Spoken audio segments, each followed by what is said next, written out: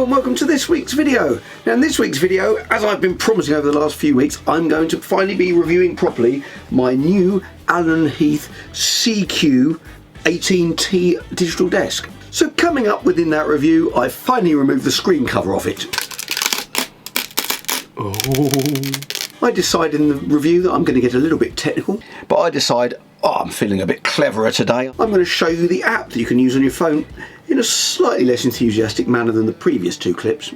You connect your phone to the Wi-Fi on the desk, then find the desk and connect to it. I'll show you a clip of me playing my Van Halen guitar, just for the sake of it probably. So if you've been watching my channel over the last few weeks, you'll know that I've bought one of these because I've been using it and I've been going on about it, and I've finally this week decided I'm going to do a proper review on it. I didn't want to do the full review until I'd actually spent some time with the desk and using it, because I thought that would be more useful and more interesting than somebody who's just got it out of the box and is fiddling around with it and not actually used it in anger. So a bit of background as to why I bought this. Now, I've had a PA system for about 25 years. Now here's a top tip for any young musician, although there's more people cottoning onto this now. I bought my PA and it was a lot of money at the time, but it probably made me back double what I paid for it every year since I've owned it, because you can get paid a bit more for taking it, plus you can do gigs on your own with your PA system. So if you can invest in one, it's worth doing. But back when I bought my first PA system, they were much simpler. I bought a Dynacord PowerMate 600, which is a fantastic little powered desk, which I still use to this day, 25 years later. It's never gone wrong, and hopefully I'm not going to jinx it there, but it only has one monitor mix, because back then on some gigs you didn't bother having a monitor at all, and if you did you might have one at the front of the stage with the vocals in it. But these days, as technology's improved, everyone, particularly singers, expect to be able to have an in-ear monitor mix. As people start to expect better monitor mixes, I started doing things like having to take small mixers to plug into the Dynacord, you know, so I could get sub mixes and stuff. And at one point, as lots of people seem to be getting them, I decided I was going to get myself one of the Behringer rack mounted XR, well, it was XR16 was the one I was looking at the time. And then even more recently, one of the bands I play in, Johnny the keyboard player, started to bring his XR18, and the thing that really clinched it for me was he was able to multi-track out the back of it into his laptop. And when I first looked at getting one of the Behringer desks, they were only 200 and something quid, so it wasn't a massive outlay, and I put it off and put it off mainly because I was always concerned about having a desk that you could only control using an iPad app. So you hear lots of horror stories about runaway feedback, and even this week I've been reading about stuff, people saying they've lost their jobs because of it, and it always scared me. I guess I'm a bit old school. I liked having the faders, and there wasn't really anything that was available for a long time. I looked at lots of stuff, there were things with faders, but they were quite big and bulky and very expensive. And I actually just after Christmas I ordered and got delivered a Behringer XR18, inspired by Johnny, because we got such good results recording with his. I thought I've got to get one of these. So it arrived, I spent a lot of time with it. I got my laptop recording out the back of it, but there were still things I was worried about. It didn't have a foot switch to kill the reverb. It didn't have any physical controls on it whatsoever. So I spent ages sort of researching about whether I was going to be able to create something with a MIDI controller that could be a master fader and a foot switch. Also, I was then looking into having to buy an external Wi-Fi router, because the Wi-Fi on them isn't very good. And the day after I spent all this time configuring it, I got sent an email from the shop that I bought the Behringer from, telling me about this. And I looked at it and I went, this does all of those things that I'm really annoyed the Behringer doesn't do, and more. And although it was more expensive, I sent back the Behringer and I exchanged it for this. And I'm very glad I did, although it went from what was originally a 200 and something pound idea to being a 900 pound idea. But I haven't been so excited about a bit of tech. I mean, I get excited about buying guitars, but about a bit of tech, and it's not the bit of tech in itself, it's what it can do for me. And it specifically is the multi-track recording thing, which I absolutely love, and that's what I've been shown over the previous few weeks. But now I'm going to go into a bit more depth and show you how it all works. So let's get on to the technical nerdery. First thing, I must show you the clip of pulling off the screen protector. I keep those screen protector things on stuff as long as I can. In fact, I think on the back of that Van Halen guitar over there, it's still got the plastic cover on. And my Martin guitar, when I bought that 20 odd years ago, I kept the plastic on the scratch plate probably for about 2 years. And the reason I do it, Firstly, it annoys people. They all want to pull it off. Like, no. It's because when you do finally pull it off, it's like having a new guitar or a new bit of kit. So anyway, here we are. I just thought I'd record pulling it off. I always like to leave the screen protectors on for as long as possible, but I'm going to need to take it off for this video, which is a shame. So I think the screen protectors give it a bit of extra life, but it's making it look a bit dirty, so...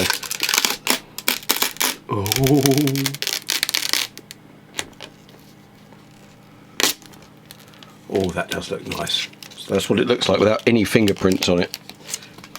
I'm keeping the screen protector here, just in case I can put it back on again. Right, now properly, let's get into depth on this. I'm going to do a close-up on the unit and go through all the screens and stuff to give you an idea of how it works. Okay, well, let's look at the physical unit first. You've got your 8 XLR inputs, 1 to 8, and then 9 to 16 are jack and XLR combined, which is handy. Your monitor outputs are balanced jack.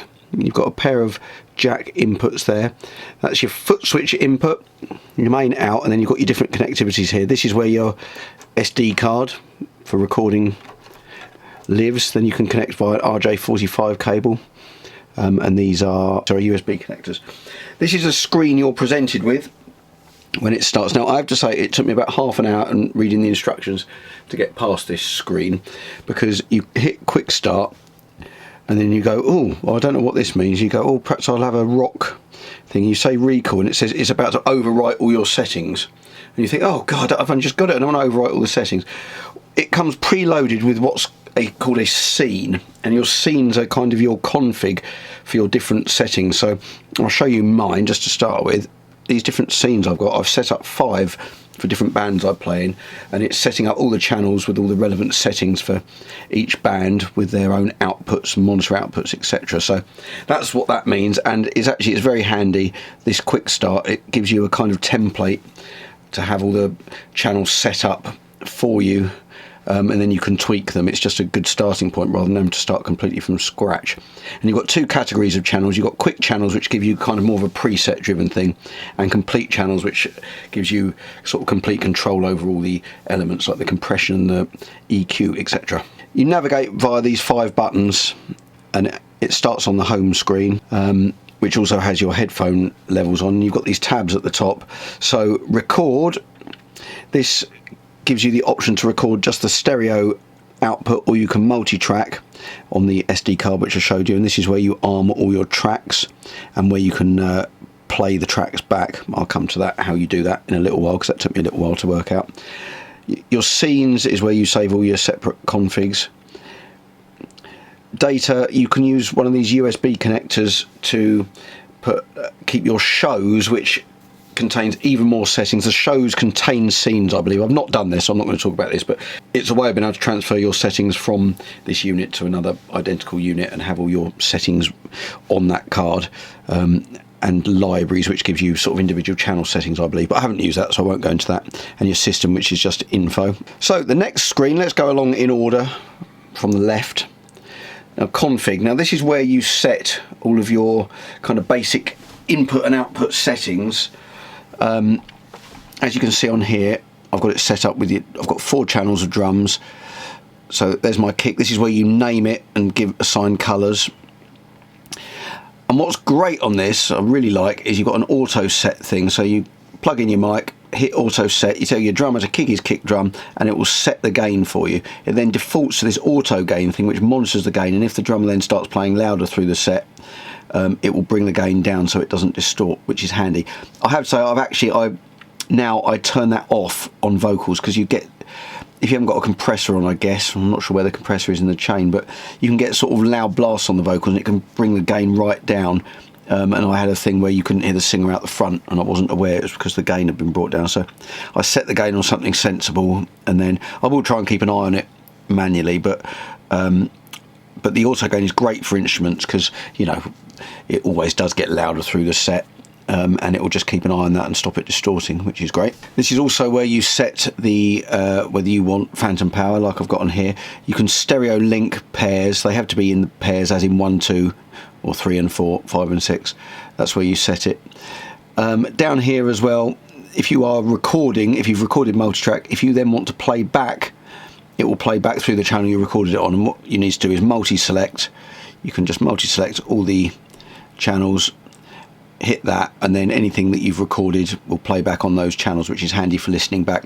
Then your outputs tab, this is where you set up your different monitor mixes. This is where you name them. You've also got your settings for you can set what type of EQ you want. You can also set whether you want these levels pre or post fade, which for bands using in-ears I have on pre-fade, but I did on my solo gig I set it to post fade because I wanted the mix to be the same in my ears as it was going out the front, as I didn't have a sound man and I was having to monitor it myself. You can also stereo link the auxiliary outputs. You can also set your type of EQ and output delays you want on your main output settings, and you can set your headphones here what you want them to do. Now this is actually very handy. I've used this twice now. You've got two standard headphone outputs, and if somebody hasn't got an in-ear pack but you've got a headphone extension lead, you can actually specify one of your headphone outputs or one of your aux outputs to be coming out of the headphone socket. So if you haven't got a headphone amp, you can just run a long cable out of your standard headphone outputs, and they can use their in-ears via that, which I've used twice now, so that's actually very handy. This is where you can set up and pair Bluetooth devices, which you can then use to play music back through the system. This is where you set up when you're recording, whether you want, at what point in the chain you want to record, and I've got that set on the default, which is post preamp. But it doesn't include all the effects that you can put on, and I've got it set to multi-track, and I've got it set to 48 Hertz rather than 96. And this channel assignment, don't know, actually I haven't used that, but I think that allows you to record even more channels, up to 24 channels I believe.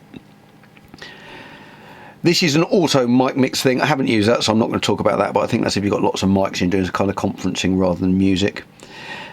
Now this page, this is one of the big reasons why I bought this desk rather than the Behringer, which is completely configurable by iPad.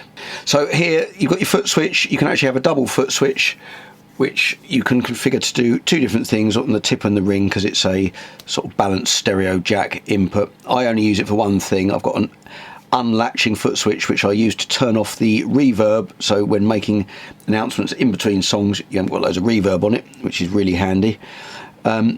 You can, let's move on to these soft rotaries. That's these three controls. You can have it set to be smart rotaries, and then they're kind of context dependent. But I wanted, one of the main reasons why I wanted this desk is the kind of nightmare where you get runaway feedback and your iPad has locked and stuff, so you have to go back into it. And I actually read something on the Mixing Station Facebook page, somebody that had fed the reverb back into itself had this massive explosion of feedback which they couldn't get out of because their iPad was on the wrong screen. That's something that gives me nightmares, which is the reason I wanted one with physical control. So what I've done is I've assigned this one to be the main level fader, so if I'm getting loads of feedback I can just whack that down, and actually if I come onto it I've got a thing where I've muted it as well. But so I can just bring up this level gradually, rather than just going mute off and then the front of the house is on full volume. I can bring it up gradually with this physical control. On this particular scene I don't have anything else set because everyone was using in-ears, but if for example I had some stage monitors which are prone to feedback, I would set these to be the output for those. You can assign them to do anything really. So that would give me control over the monitor, for example. Now these three soft keys here, the way I've got them set for now, this might change, but I've got the first one set to also turn off the reverb, which is handy if someone's making a speech in between sets, rather than having to stand on the foot switch for the whole thing. I can just kill the reverb. I've got number 2 set as for my multi-track recording. This is literally a hit to record, hit the end of the set to stop. So it's my record stop button. And the bottom one, I've got the mute, the main out. Now this is a feature request. If anyone from Allen and Heath is watching, it'd be nice to have mute groups on this, which it hasn't got. What I would like to be able to do is hit this button so it mutes all of the microphones and everything on stage, but leaves the Bluetooth setting not muted, so you can play back your background music in between sets, but with everything on stage muted, which you can't do at the moment. So please, Allen and Heath, feature request, please add that in the next software update. So let's move across here to the next button. This is processing. Now there's two different types of channels. You've got these quick channels, which is kind of preset driven, which actually I think are great.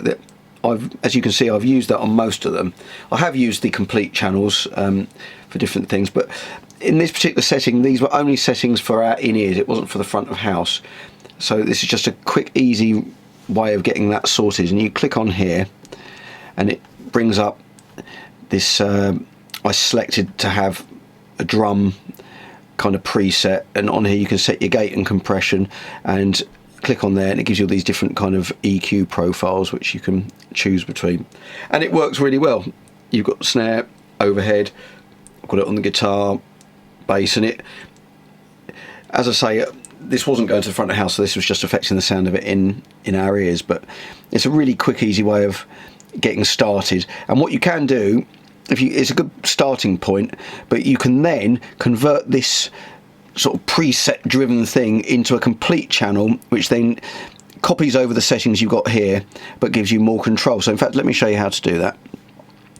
So this is what it defaults to, just a simple EQ on the channel if you haven't done anything to it. But what you can do, you can say you've got all these different profiles here. This is for your quick channels. So say for example, let me set up another vocal one. So I've got a vocal channel, a select vocal, recall. Now this is now, channel 8 is now a vocal channel. I can make all these settings. So let's add a bit of high, take off a bit of low. I'm going to leave that as high pitch. I'm going to turn the compressor on. But I decide, I'm feeling a bit cleverer today. I'm going to try and go in and do a bit more on the settings. You can go in here, wrong one, click convert, and it says you can convert this quick channel to a complete channel. You can't go back the other way, so you've got to be sure this is what you want to do. Click apply, and then you've got full control over the channel. You click this top bit, and this kind of mirrors what's on the input on the config. You can select whether you want to your analog input or your input from the SD card. You can still the gain stuff that I showed you. You can set the high pass filter on the frequency you want. You can put on your phantom power, your phase, and you can adjust the gain here. Well, I've already said that with the gain select. You've also got, working down through the channel, you've got the gate, which you can then manually adjust how you want it. You've then got the EQ, that's what the settings look like after I made those changes on the EQ.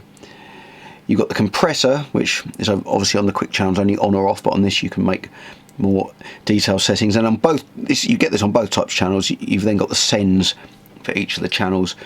You can send how much you want to go to each effects unit and then to each monitor output. Moving on to the big button in the middle, the fader button. This is your kind of main, I spat on the thing there. This is your kind of main fader output. You can select it to either be your main output there, or you can click here to choose your different monitor mixes.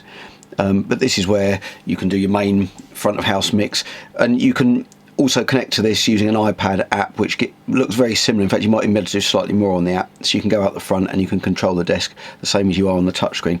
But I wanted this for the touchscreen because I don't want to be using my iPad app, and I prefer the tactile control of this, and this kind of halfway house of having it on the device itself feels more comforting to me. But you've got your basic controls here. You can mute the channels.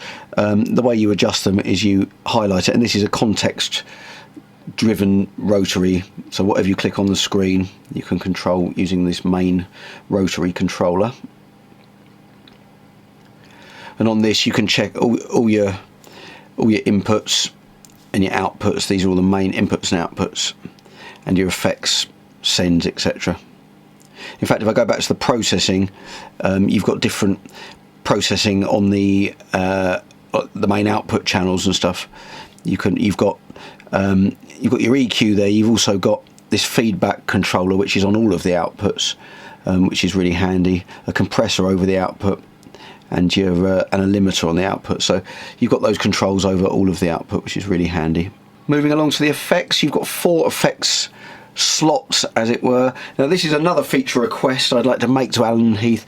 You can't send to these effects pre-fade, which I would like to do. I would like to send, for example, anything that's close mic'd, I'd like to send to this sort of small room verb, which I can then send just to the in-ear mixes, because it then, it gives you a bit more for close mic things, when it's in your ears, it just sounds a bit nicer, sounds a bit more natural, which you can't do at the moment. You can only send it post fade, which means, you know, if you're not sending something like a guitar amp to the front of house, then there's no way of sending anything to the reverb, this room reverb. So I've got round that. You can either have these units inserted on a channel, which is what I've done here. This one I've inserted on my guitar channel because that was the thing that needed it most, because I was close miking, or in this case I was using my Quad Cortex, and it's just nice to have it sounding like it's in a room. And this is the main vocal reverb, which on here, because this is on a send rather than an insert, you then select on that screen from each channel how much you want to send to the unit. Also, you can mute all of the effects there, which I could set on the Footswitch or assign a button to. So there we are, and then back to home again. You've also got the aerial here for the built-in Wi-Fi, which so far has been really good and really reliable. Another reason I got it over the Behringer, which you really need to buy an external router because it's not really good enough, the internal one. Well, I hope that wasn't too nerdy and boring. Now I'm going to show you a screen record of my phone with how the app works. This is the app. You Wi-Fi up to the unit, the built-in Wi-Fi on the unit with your phone, and you open the app and then you can control your own monitor mix. So it's just a very brief walkthrough of how that works.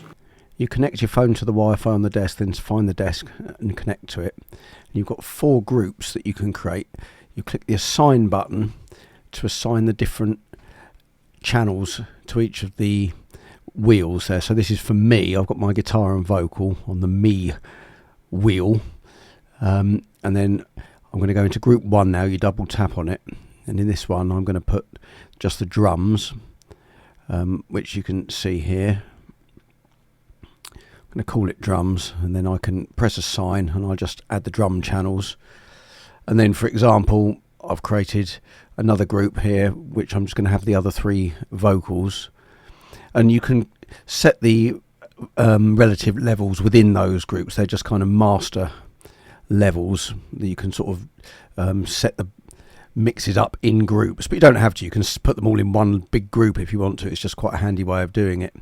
You know, you could have your own, if you're just a singer, you could have your own level on one wheel and then the rest of the band on something else, and your BVs on another, something like that. So it's just a very versatile way of doing it.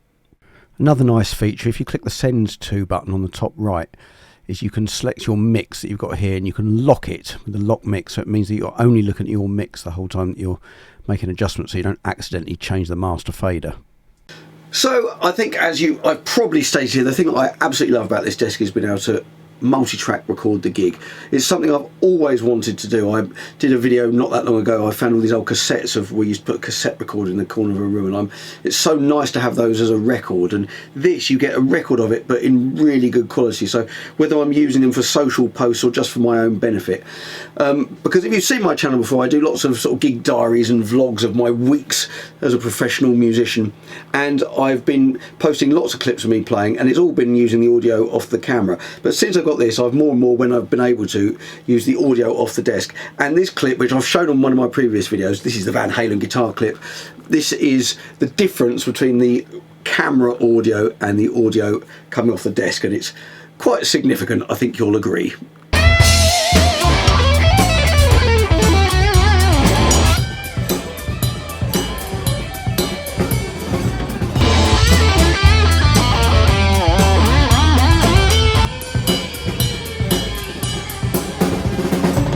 Well, thank you very much for watching. Bit of a long video this week, but I hope it's useful if you're thinking about buying one of these. In conclusion, I absolutely love this. I mean, this is the first digital desk I've owned, but it's really simple to use. I've not had any sort of runaway feedback problems or anything like this, and you know, being able to physically control it puts my mind at rest. I like being able to control it on the touchpad here without having to do that on an iPad. I really like that. I think the sound of it is great. I mean, I haven't used it when I've gone out the front and got everything through the front of house yet, but I feel like I know enough about it to be able to do that. But I have no doubt it will sound fantastic for that, and it's a good, well-made, solid unit. I mean, it feels like a quality unit. You don't get this for 900 quid and think, oh, that's a bit cheap and nasty. You get this and think that is a proper bit of kit.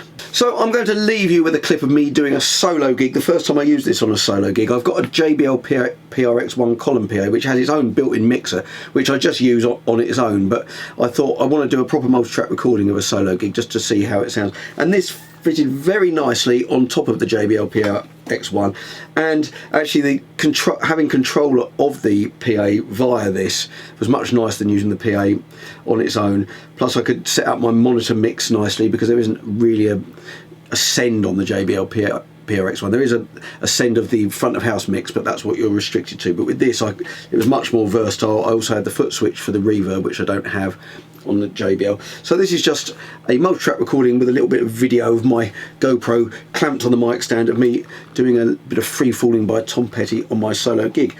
And I hope you've enjoyed the video. If you have, please hit subscribe, hit like, leave me a comment, let me know about what you think about this, and maybe if you've got one, you might be able to give me some things that I've got wrong, or things that I've missed that might be useful. I learn a lot from my viewers' comments, I have to say. So I bring out new videos at 7 PM every Friday UK time, so I hope to see you next week. And now the vampires, they're walking through the valley.